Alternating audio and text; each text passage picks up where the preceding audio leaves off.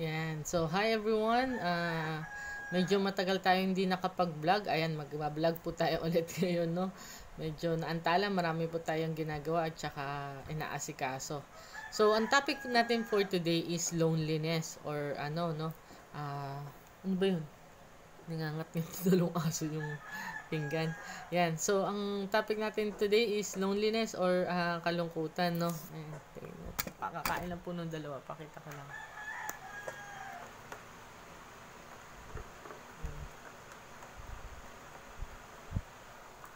Try po nilang kagatin ang pwede nilang kagatin. Ayan, so pasensya na kayo, no? Tanggalin ko na lang. Ano na, baby? Ayan. So, yun. Topic natin is loneliness or kalungkutan, no? O, ano. So, ano ba yung mga lugar na nakakapagpalungkot sa atin?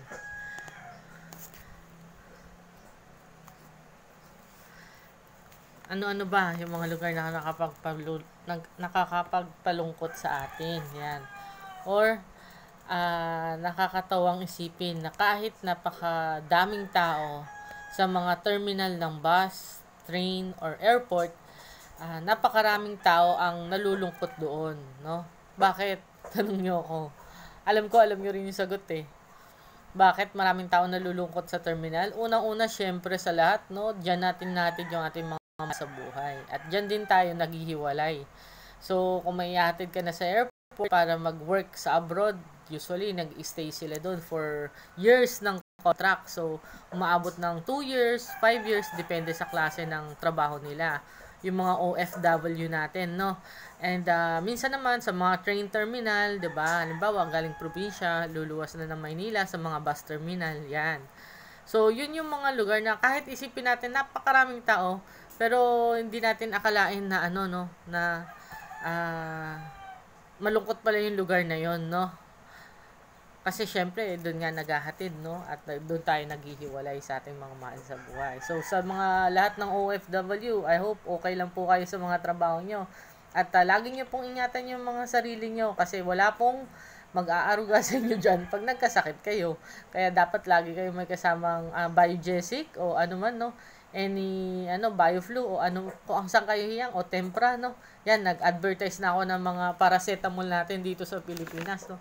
Pero kung saan po kayo hiyang mga mefenamic, yung mga masasakit ninyong pag bigla sumakit yung ipin or sumakit yung mga katawan yan, make sure na meron po kayong gamot na naka-ready, standby dyan sa tabi nyo.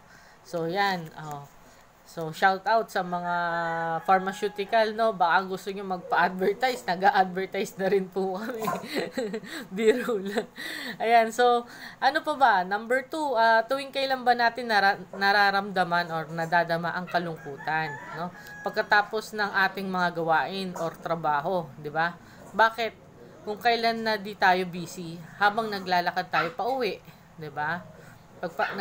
Ayan, pasensya na kayo sa dalawang tuta ko, talagang maririnig ko sila, no? Habang naglalakad tayo pa uwi or mag-solo ka na lang, no? Pagkatapos mo sa trabaho mo, sa studio, pagkatapos mo mag-recording, di ba? Uwi ka na, so mararamdaman mo doon na parang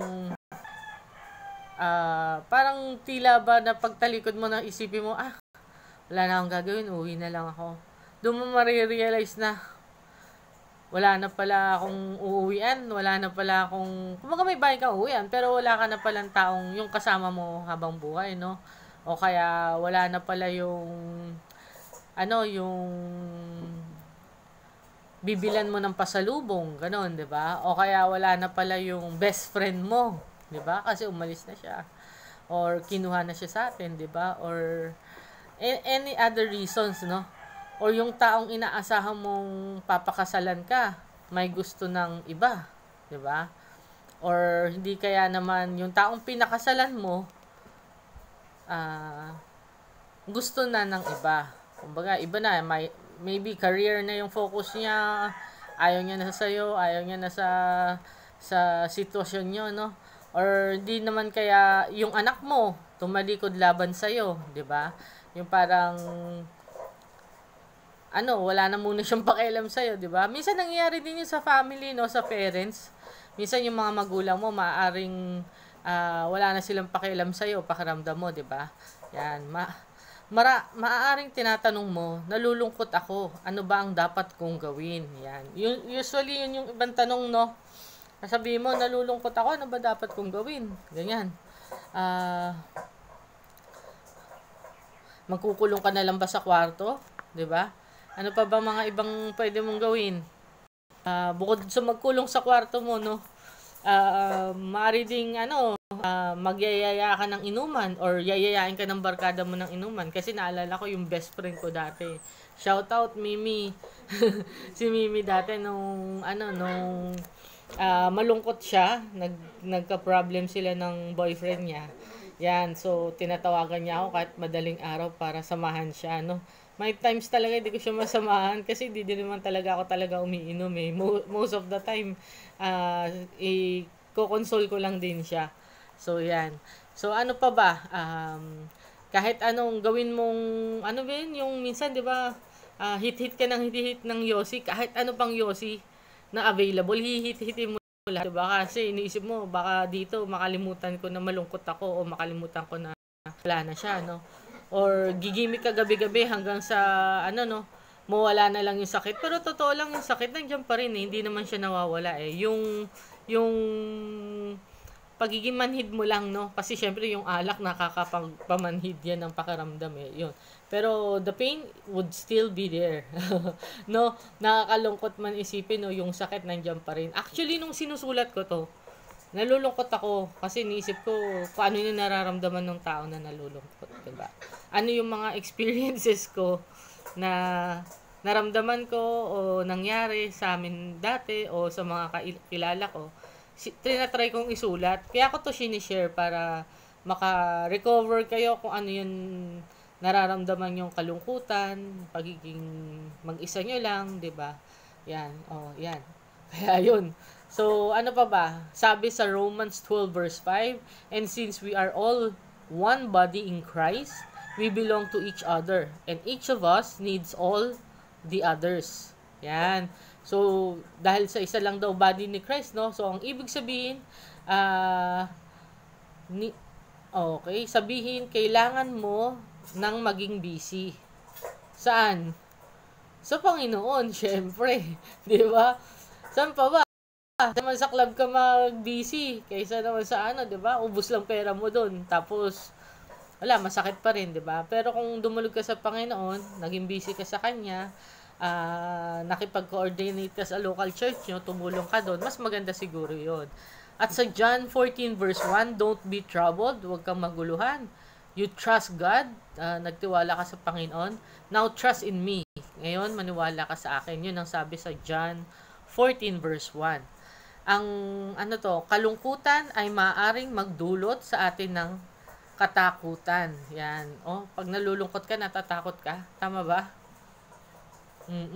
Kasi actually yung nalulungkot, kaya sila natatakot kasi inisip nila mag-isa na lang sila eh. Wala na silang kasama, no? Pero lagi nyo po tatandaan na lagi nandiyan si Papa God. Yan lagi kong sinasabi sa inyo. Huwag kayong, hindi porket nag-iisa kayo, wala na kayong kasama. Yan. Hindi porket malulungkot ka na, 'di ba? Marami ka pang pwedeng gawin sa buhay. Huwag mong sasayangin yung life na yan, yung buhay mo na yan, kasi nag-iisa lang yan, no? Pangit naman na mapakinggan natin na nagkaganitong problema, nagpakamatay na, nagkaganon ng mga circumstances, patong-patong yung paghihirap sa kanya, yung mga pinagdadaanan niya, yan, nagpakamatay na lang kasi wala na, sumuko na eh. Ayaw niya na lumaban, no? So, lagi nating, ang Panginoon ang nagpapakalma sa ating mga takot. Yan. So, kung natatakot ka, huwag ka matakot. Ha? Kahit ipis pa yan. Huwag ka matakot, no? Pati mo na lang. Loko lang. Biro lang, no? Yun. Basta, huwag po tayong matatakot, tsaka huwag tayong mapanghihinaan ng loob, no? Maaring sinasabi mo, pakiramdam ko, lahat sila, iniwan na ako. Diba? Maaring kasi yung mga anak mo, naglakihan na, tapos, nagkanya-kanya na silang buhay, asawa, pamilya. So, nag-separate na sila sa bahay niyo, umalis na sila, no? So, pero mong isipin na gano'n na iniwan ka na nila, 'di ba? Maring yung asawa mo iniwan ka, naunang namatay, 'di ba? Maring yung papa nyo is sumakabilang bahay, 'di ba? Hindi maring sumakabilang buhay, 'di ba? Ganoon din. Pero yun ang sinasabi natin, no? Like sa Psalms 147 verse 3, sabi, He heals the brokenhearted, no? Hinihil daw, pinapagaling daw ng Panginoon yung mga durog na puso natin. Binding up their wounds, yun parang tinutulungan na gumaling yung kanilang mga sugat. Sa Deuteronomy 31 verse 6, sinabi din, Be strong and do not be afraid of them. Huwag kang matatakot sa kanila. The Lord your God will go ahead of you.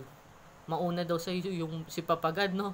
So kung may problema, huwag kang matatakot kasi mauna sa iyo yung Panginoon, no? He will neither fail you nor forsake you. Yun ang sabi.